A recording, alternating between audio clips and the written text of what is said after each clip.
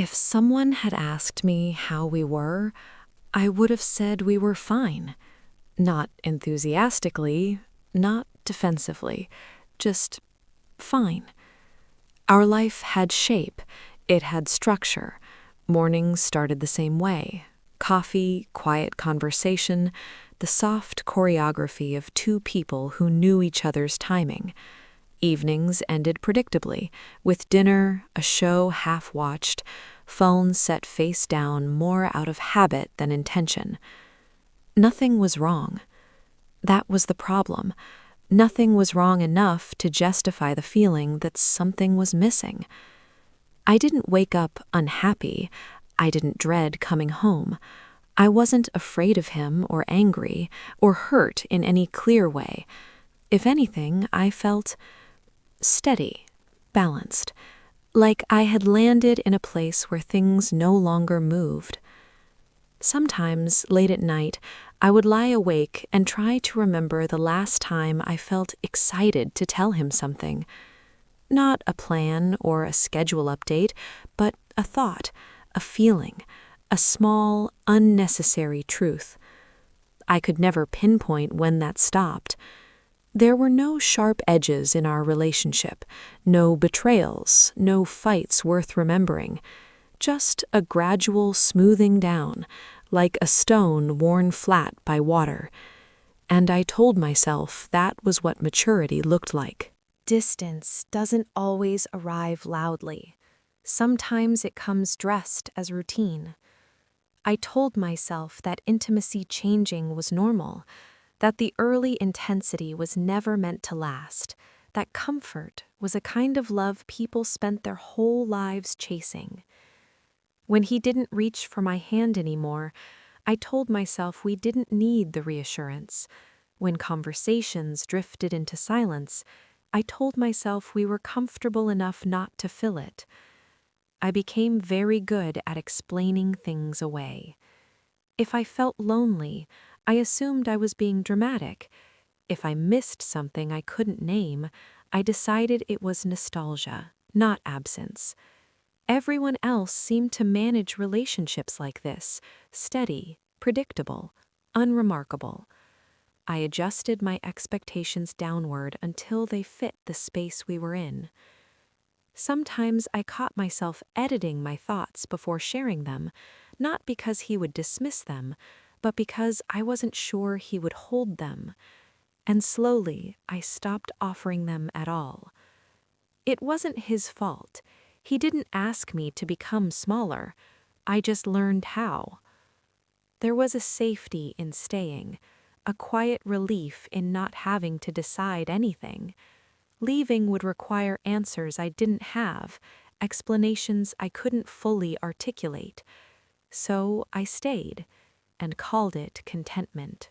We shared logistics beautifully.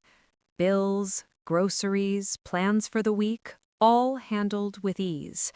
We moved through our shared space without friction, anticipating each other's needs in practical ways. He remembered what I liked at the store, I remembered his schedule. From the outside, we looked like a success story. But inside the relationship, we were no longer meeting each other.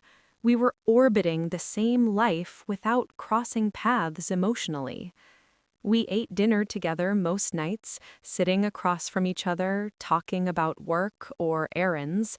The conversations were polite, efficient, rarely personal.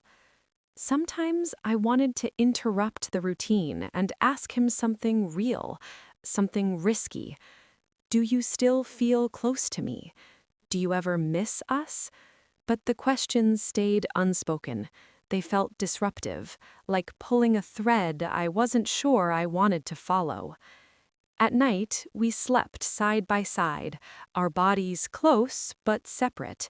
Not distant enough to notice, not close enough to feel held.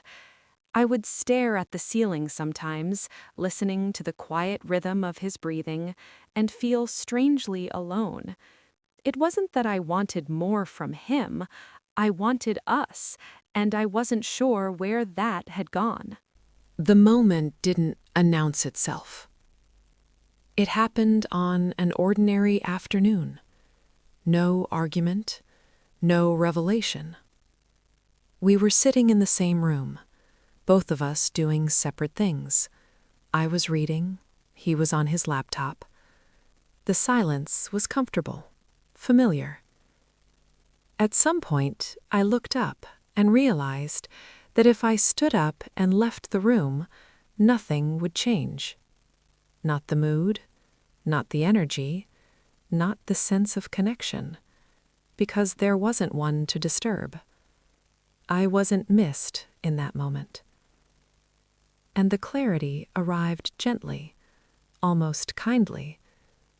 I felt just as alone with him as I did without him.